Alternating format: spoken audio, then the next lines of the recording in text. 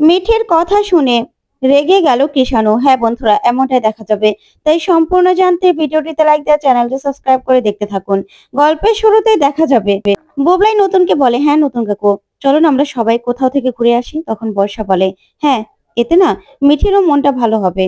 মিঠি, তোমার তো এখন দেখো, আজকে বউ ভাত হওয়ার কথা ছিল, কিন্তু আজকে তুমি এখানে চলে এলে। ইস, আমার না তোমার জন্য খুব কষ্ট হচ্ছে। তুমি আমাকে যতই অপছন্দ করো না কেন, তুমি তো আমার ননদ, তোমাকে তো আমি বোনের মতোই দেখি। তুমি এই যে চলে আসলে, তোমার যে বিয়েটা ভেঙে গেল, সেজন্য না আমার খুব খারাপ লাগছে। বিশ্বাস করো, তার জন্যই তার জন্য এসব কথাগুলো বলছি। তখনই কমলিনী বলে, আচ্ছা বর্ষা, তোমাকে এবার এত ভাবতে কে বলেছে বলো তো? তোমাকে তো আমি বলছি, যেখানে সেখানে যে কথাগুলো বলা উচিত নয় সে কথাগুলো বলবে না। তোমাকে আমি বলেছি না যে সব জায়গায় তুমি কথা বলা বন্ধ করো?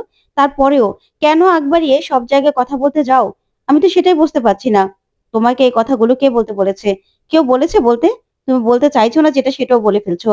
তখন বুবলাই বলে, আচ্ছা বর্ষা, তোমাকে আমি কত বারণ করি, তারপরেও তুমি সব জায়গায় কেন কথা বলো বলো তো? কেন কথা বলো? তুমি তো দেখছো যে আমরা আমরা শুধুমাত্র মিঠির মন খারাপ বলে যেতে চাইছি না, আমরা সবাই একসঙ্গে কোথাও থাকতে চাইছি। সেই জন্য আমরা একসঙ্গে বেড়াতে যাওয়ার কথা বলছি। তারপরেও তুমি যে কথাগুলো ভেঙে বলছো, এতে তো মিঠির কষ্ট লাগার কথা।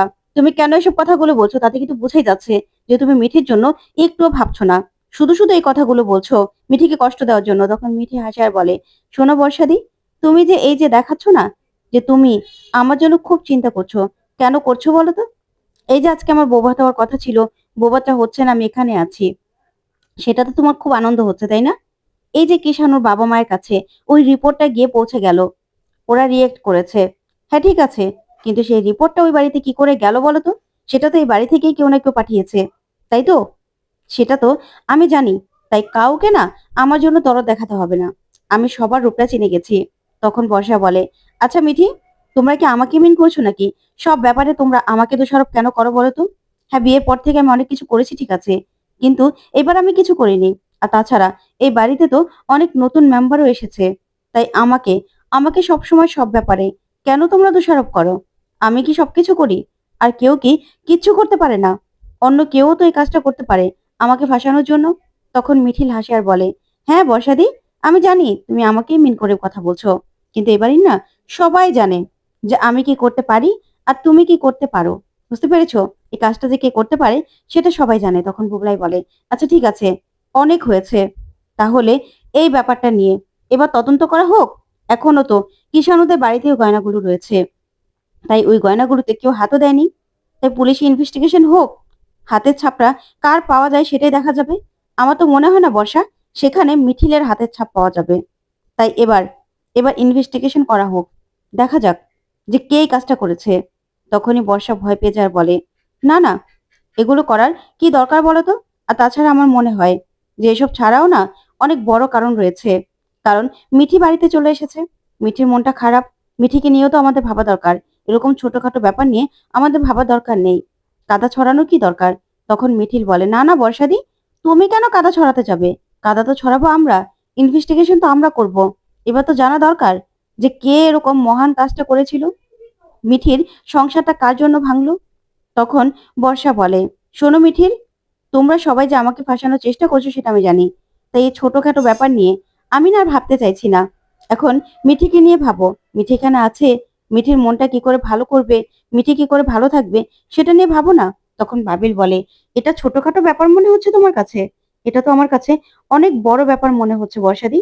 আর তুমি বলছো যে তুমি এটা করতে চাও না, কিন্তু আমরা তো চাই, আমরা তো জানতে চাই যে কে করেছে। তুমি কেন ভয় পাচ্ছ? তখন বর্ষা বলে, না আমি কেন ভয় পাবো? আমার ভয় পাওয়ার কি আছে বলো তো? আমি কেন ভয় পেতে যাব? আমি তো মিঠির কথাই চিন্তা করছি। তখন মিঠি বলে, তাই নাকি? আমার কথা চিন্তা করছো তুমি? কেন?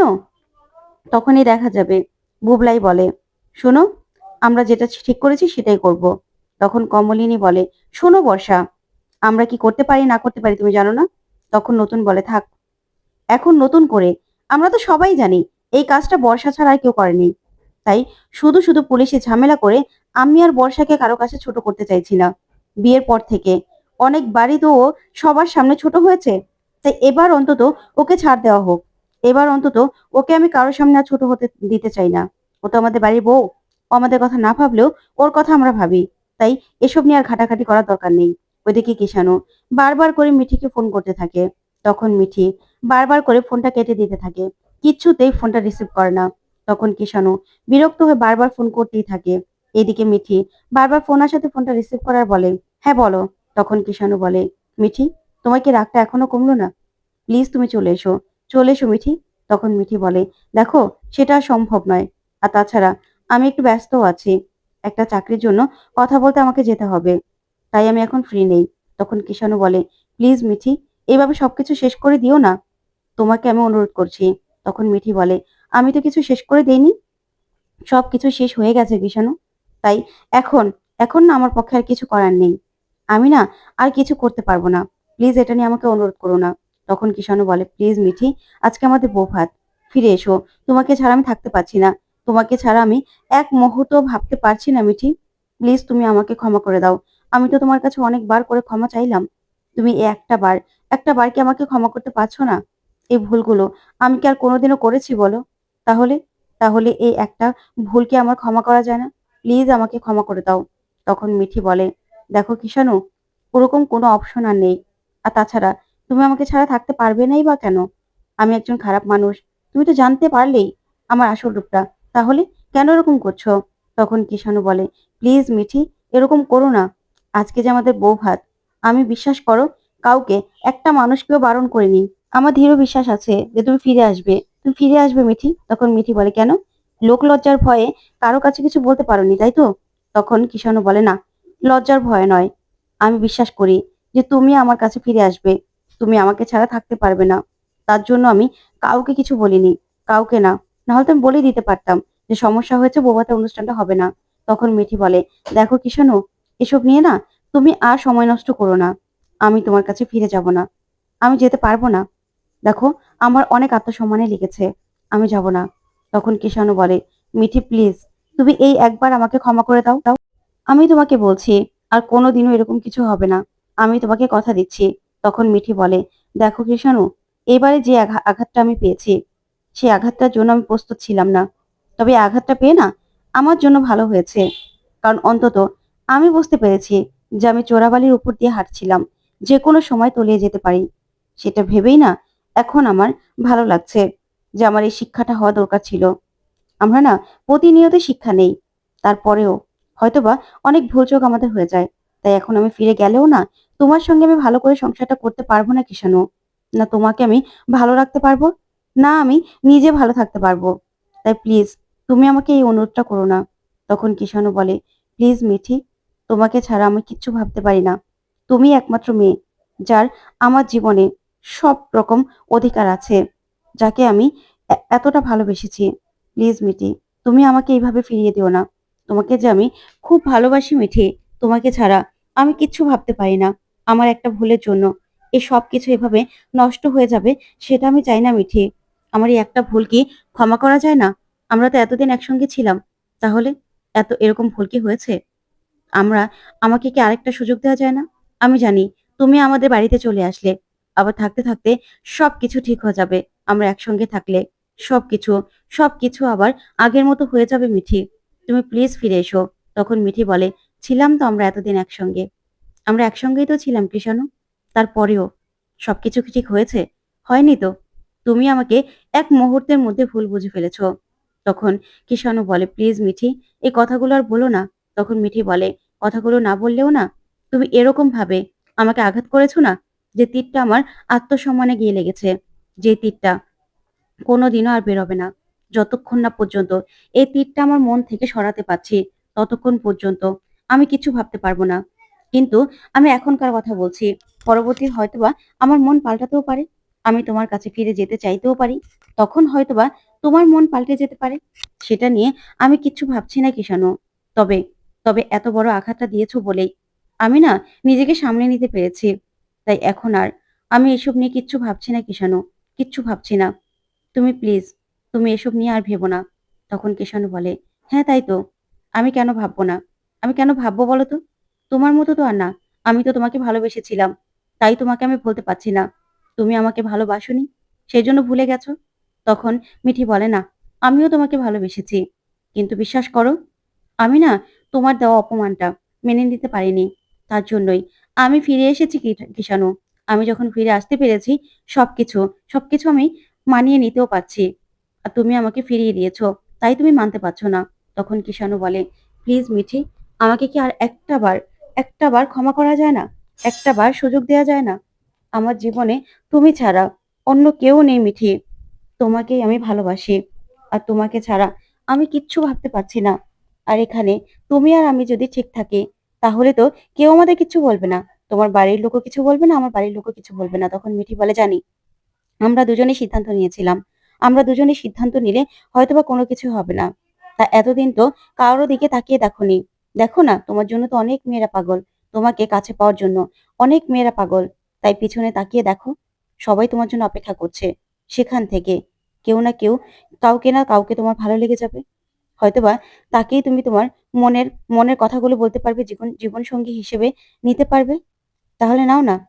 শুধু আমার জন্য সময় নষ্ট করো না। এখন যদি আমি বেরোতে না পারি না, আমার লেট হয়ে যাবে।"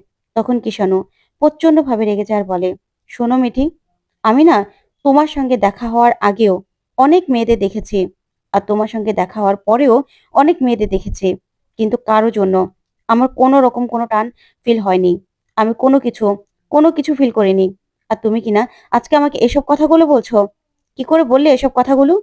শোনো, তোমাকে প্রথম দেখার পর থেকেই আমার ম্যাগনেটিক একটা টান ছিল। যে টানটা আমি ফিল করতে পেরেছি।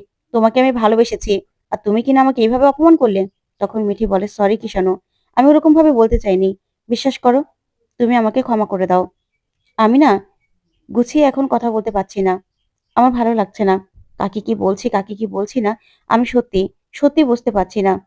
তাই তোমাকে অসম্মান করতে চাইনি আমি। তুমি আমাকে ক্ষমা করে দাও।" তখন কৃষাণু হাসে আর বলে, "হ্যাঁ, তাই তো। এখন তো তুমি আমার কাছে অনেক দূরে সরে যাচ্ছ আমার কাছ থেকে, তাই না? আমি তোমার পর হয়ে গেছি। কিন্তু বিশ্বাস করো মিঠি, আমি শুধুমাত্র তোমাকে ভালোবাসি। তোমাকে ছাড়া আমি আর কাউকে ভালোবাসি না।" তখন মিঠি তখন মিঠি বলে, "আমি জানি, আমিও তোমাকে ভালোবাসি। আমার জীবনেও তুমি ছাড়া আর কেউ নেই। কিন্তু বিশ্বাস করো, আমি না এই অপমানটা কিছুতেই মেনে নিতে পারছি না। আমার আত্মসম্মানে লেগেছে। তার জন্য তার জন্য আমি কিছুতেই কিছু বলে উঠতে পারছি না। আমার ভালো লাগছে না। হয়তোবা সময় গেলে আমিও তোমার কাছে ফিরে যেতে চাইবো। তখন তুমি কি করবে? তুমি সিদ্ধান্ত নেবে।" তখন কৃষাণু বলে, "শোনো মিঠি, আমার জীবনে তোমার যেমন গুরুত্ব আছে, তেমন তোমার গুরুত্ব সারা জীবন থাকবে। তুমি তুমি যা বললে তো বললেই। তুমি আমাকে ভুল বুঝলে মিঠি। হ্যাঁ, আমি ভুল করেছি। আমি অন্যায় করেছি। কিন্তু সেই জন্য তুমি আমাকে এইভাবে শাস্তি দিতে পারো না মিঠি।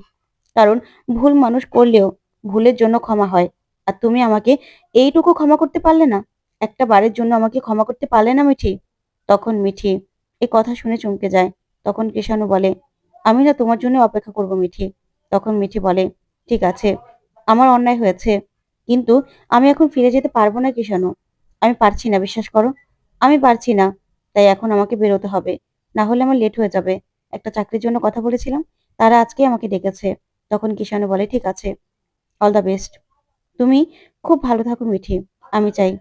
তখন কিষাণুকে মিঠিও বলে, "ঠিক আছে, তুমিও খুব ভালো থাকো। এটাও আমি চাই। রাখছি।" এই বলেই দুজনই ফোন রেখে দেয়। খুব কষ্ট পেতে থাকে। তারপরে দেখা যাবে নতুন ভোরকে নিয়ে আসে। তখন কমলিনীকে ডাকলে কমলিনী এসে ভোরকে দেখে থেমে যায় আর বলে, "ও, ভোর এসেছো? বসো।" তারপরে বর্ষা এসে বলে, "ভোর, তুমি এসেছো? এসো এসো।" তারপর ভোর বলে, "এরকম একটা দিনে মিঠির সঙ্গে দেখা না করতে এসে থাকতে পারলাম না, তাই আসলাম।" তখন বড় ঠাম্মি বলে, "কেন? মিঠির এমন কি হয়েছে যে তোমাকে মিঠির সঙ্গে দেখা করতে আসতে হলো? মিঠির সঙ্গে দেখা করার কি আছে তোমার?" তখন ভোর তাকিয়ে থাকে। তখনই দেখা যাবে ঠাম্মি বলে, "শোনো, মিঠির না জীবনে তেমন কিছু হয়নি যে তোমাকে ওকে সান্ত্বনা দিতে হবে।" তখন লক্ষ্মীমণি দেবী বলে, "শোনো ভোর, মিঠি কিন্তু খুব রেগে আছে। ও বাড়ির কেউ যদিও ওই কথাগুলো উঠায়, তাও কিন্তু তার উপর প্রচন্ড ভাবে রেগে যায়। তাই তোমাকে আমি বলছি, ওর সামনে না এসব কথাগুলো তোলো না। তাহলে কিন্তু ও প্রচন্ড রেগে যাবে। বুঝতে পেরেছো? ও যেরকম আছে ওকে ওর মতো করেই থাকতে দাও।" তখন তখন ভোর বলে, "না, এরকম একটা কথা শুনলাম, তাই আসলাম।" তখন কমলিনী বলে, "তোমার গোছগাছ হয়ে গেছে ভোর?" তখন ভোর বলে, "হ্যাঁ, আমি তো এতদিন ধরে একটু একটু করে সব গুছিয়ে নিয়েছি। আমার তো গোছগাছ প্রায় হয়ে গেছে।" তখনই বর্ষা বলে, দেখে নিও ওইখানকার ওয়েদারটা কেমন, শীত পড়ছে কিনা সেটা দেখে নিও। তখন ভোর বলে, না ওখানে তো এখন গরম, আর যদি ঠান্ডা লাগে শীতের কাপড় কিনে নেব। তখন এই কথাতেই নতুন বলে, আচ্ছা ভোর, আমি গেলে তো তুমি যাবে, তাই না? আমি না যাওয়া হলে তোমার তো যাওয়া হবে না, তাহলে তুমি এত এক্সাইটেড কেন? আমার তো এখনো যাওয়াটা ঠিকই হয়নি, আর তুমি আগে থাকতেই সব গুছিয়ে নিচ্ছ। তখন ভোর চমকে যায়। তো বন্ধুরা, কেমন লাগলো আজকের আপডেট? কমেন্ট করে জানাতে ভুলবেন না। ধন্যবাদ।